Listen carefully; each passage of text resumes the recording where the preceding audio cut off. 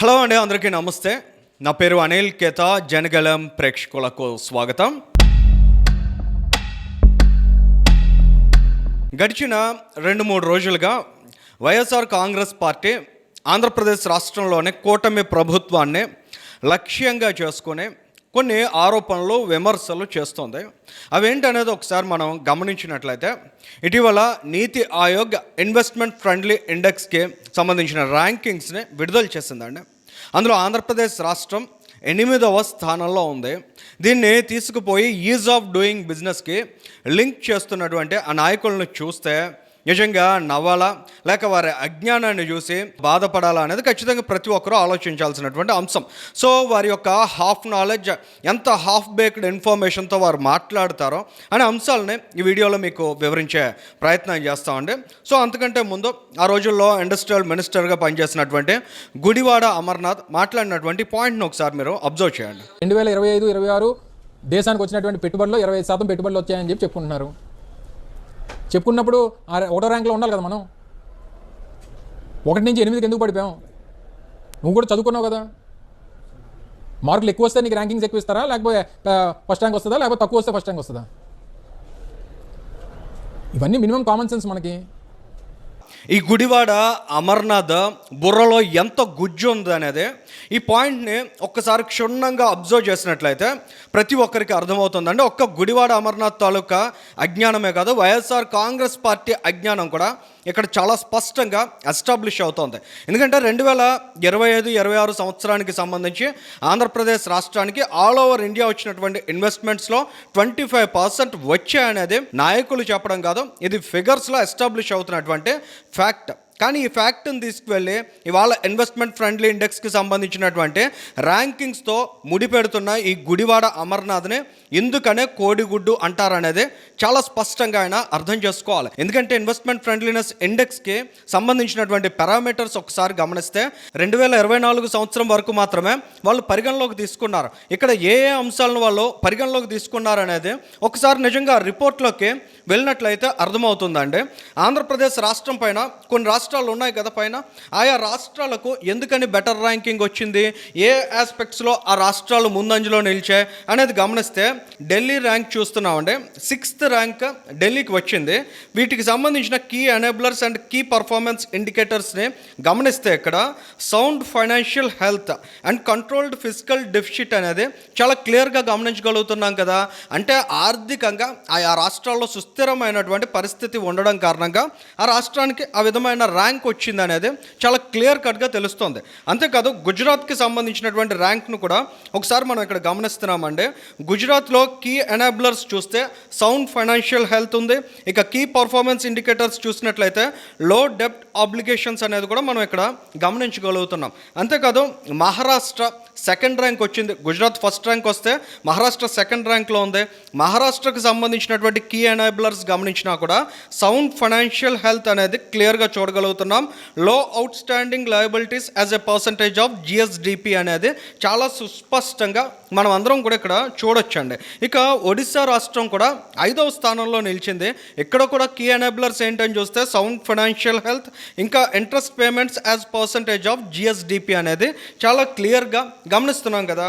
మరి ఆంధ్రప్రదేశ్ రాష్ట్రానికి వచ్చేప్పటికీ key enablers and key performance indicators చూసినట్లయితే good infrastructure, abundance of resources, low electricity downtime, high STEM enrolment, ఈ 4 points కూడా కూటమి ప్రభుత్వానికి సంబంధించినటువంటి ఘనత.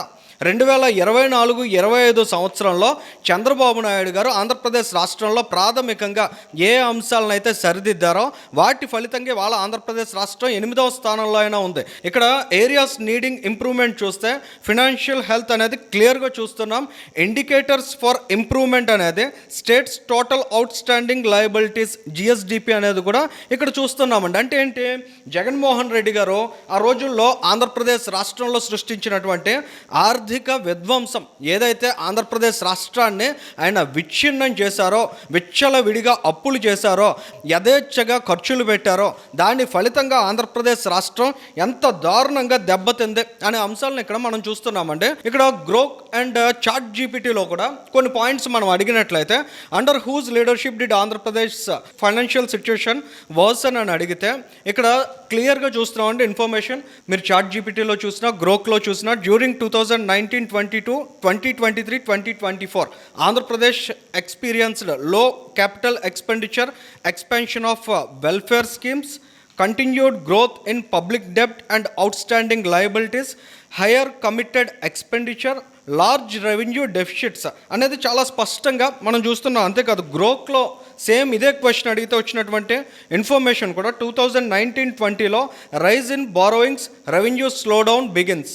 అంటే కోవిడ్కి ముందే ఆంధ్రప్రదేశ్ రాష్ట్రంలో ఆర్థిక దివాలా కోరతనాన్ని జగన్మోహన్ రెడ్డి ప్రారంభించాడు. ఇక 2020-2021లో చూస్తే పాండమిక్ యాంప్లిఫైడ్ డెఫిషిట్స్ అండ్ డెప్ట్ అనేది చూసాం. 2021-2022లో చూస్తే high committed expenditure, falling capital అవుట్లే.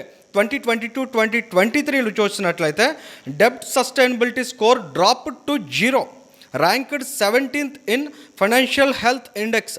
అంటే ఎప్పుడూ లేని విధంగా గడిచిన 12 ఏళ్ల కాలంలో 0 అయిందండి. అటువంటి సిచ్యుయేషన్నే జగన్మోహన్ రెడ్డి కల్పించాడు. సో ఇంత దారుణంగా ఆంధ్రప్రదేశ్ రాష్ట్ర ఆర్థిక పరిస్థితిని ఆయన విచ్ఛిన్నం చేశాడు. ఇది ఒక్క పారామీటర్లో ఆంధ్రప్రదేశ్ రాష్ట్రం చాలా దారుణంగా దెబ్బతింది ర్యాంకింగ్స్లో అనేది చాలా క్లియర్గా మనం అంతా అర్థం చేసుకోవచ్చు. అంతేనా, ఇండస్ట్రియల్ పీపుల్ ఎవరైతే ఉంటారో వాళ్ళని కొన్ని ప్రశ్నలు కూడా అడిగారు. ఏ రాష్ట్రాల్లో ఎటువంటి అనువైన పరిస్థితులు ఉన్నాయి, ఆ రోజుల్లో జరిగినటువంటి అంశాలు ఏంటనే వాటిని బేరీజు వేసుకొని కొన్ని ప్రశ్నలు అడిగినప్పుడు ఇక్కడ మనం క్లియర్గా చూస్తున్నామండి ఏ రకమైన క్వశ్చన్స్ వాళ్ళు రైజ్ చేశారనేది. Quality of roads first question ఎక్కడ ఉందండి, క్వాలిటీ ఆఫ్ రోడ్స్. ఆ రోజుల్లో ఎంత అధ్వానంగా ఉండేది ఆంధ్రప్రదేశ్ రాష్ట్రంలో రోడ్ల పరిస్థితి. సో ఇక్కడ మనం అమాంతం పతనం అయిపోయినట్లే కదా. ఇక 2 పవర్ ఇన్ఫ్రాస్ట్రక్చర్. ఇందాక ఆంధ్రప్రదేశ్ రాష్ట్రానికి 8వ ర్యాంక్ రావడంలో ఎంతో కొంత పాజిటివ్గా దోహదం చేసిన అంశం ఏంటంటే లో ఎలక్ట్రిసిటీ డౌన్ టైం. మరి ఆ రోజుల్లో ఉన్నటువంటి సిచ్యువేషన్ ఏంటి, 2022 సంవత్సరంలో ఇండస్ట్రియల్ పవర్ హాలిడే కూడా రాష్ట్ర ప్రభుత్వం డిక్లేర్ చేసినటువంటి దుస్థితిని మన ఆంధ్రప్రదేశ్ రాష్ట్రంలో చూసాం. ఇక land allotment and use. Andhra Pradesh రాష్ట్రంలో ఎంత పెద్ద ఎత్తున రోజుల్లో భూములు దోపిడీ చేశారు. ఎవరైనా ఇన్వెస్ట్ చేస్తామని ముందుకు వస్తే వాళ్ళని ఏ విధంగా ఏడిపించారో, అదానీ డేటా సెంటర్కి అలాట్ చేసినటువంటి ల్యాండ్ను కూడా జగన్మోహన్ రెడ్డి వెనక్కి తీసుకుని ఏ విధంగా వారిని ముప్పు తిప్పలు పెట్టారో ఇవన్నీ ప్రతి ఒక్కరు గమనించిందే కదా. ఇక ట్రాన్స్పోర్ట్ ఇన్ఫ్రాస్ట్రక్చర్, ఇందులో పోర్ట్స్కి సంబంధించినటువంటి అంశం కూడా చాలా ప్రధానంగా ప్రస్తావించారు. సో ఆ రోజుల్లో మనం అందరం గమనించాం కాకినాడ పోర్ట్కి సంబంధించి విజయసాయి రెడ్డి ఏ విధంగా జగన్మోహన్ రెడ్డి సహకారంతో కోర్ పనులు చేశారనేది. సో దానికి సంబంధించినటువంటి ఇన్ఫర్మేషన్ చూస్తున్నాం. క్వాలిటీ ఆఫ్ లైఫ్లో how would you rate the law and order situation in the state.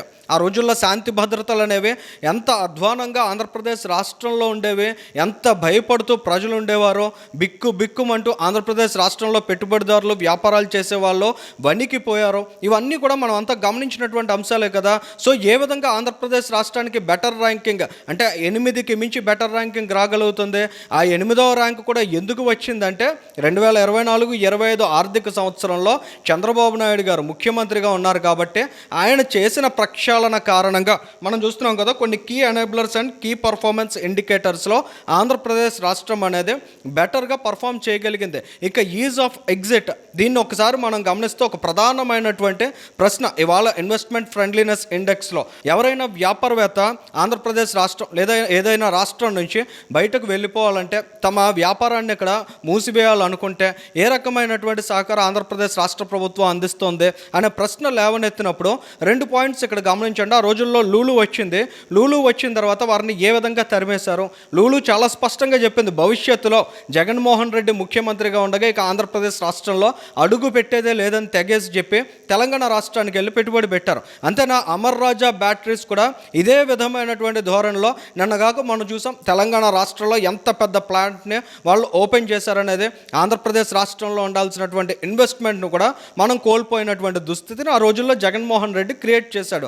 ఇన్ని రకాల లోపాలు ఎంత స్పష్టంగా ఇవాళ ఇన్వెస్ట్మెంట్ ఫ్రెండ్లీనెస్ ఇండెక్స్లో చాలా క్లియర్ కట్గా ఎస్టాబ్లిష్ అవుతూ ఉంటే సిగ్గు లేకుండా కోడిగుడ్డు మంత్రిగా, కోడిగుడ్డు మాజీ మంత్రిగా ఇవాల్టికి పిలువబడుతున్నటువంటి గుడివాడ అమర్నాథ్ కూర్చుని చదువుకున్నారా, బెటర్ మార్కులు వస్తే బెటర్ ర్యాంక్ వస్తుంది, ఇలాంటి దగుల్బాజీ మాటలు మాట్లాడుతున్నాడంటే ఆయనకి ఏ మాత్రం కూడా సిగ్గు లేదు, ఆయనకి ఏ మాత్రం కూడా అవగాహన లేదు, ఆయనకి రిపోర్ట్లో ఉన్నటువంటి అంశాలను కనీసం చదివేటువంటి జ్ఞానం కూడా లేదనేది చాలా స్పష్టంగా ఆంధ్ర రాష్ట్ర ప్రజానీకం అంతా అర్థం చేసుకోవాలి. ఇటువంటి అంశాలు ఖచ్చితంగా ఆంధ్రప్రదేశ్ రాష్ట్రంలో ఇవాళ బహిర్గతం అవడం కారణంగా ఆ రోజుల్లో జగన్మోహన్ రెడ్డి ఎంత విధ్వంసకర పరిపాలన నడిపాడో, ఆయన మంత్రివర్గంలో ఉన్నటువంటి మంత్రులు కూడా ఎంత చేతగాని వ్యక్తులుగా ఆంధ్రప్రదేశ్ రాష్ట్రాన్ని విచ్ఛిన్నం చేశారనేది క్లియర్గా తెలుస్తోందండి. ఈ వీడియోకి సంబంధించి మీ అభిప్రాయాన్ని కూడా కామెంట్ చేయండి. Thank you.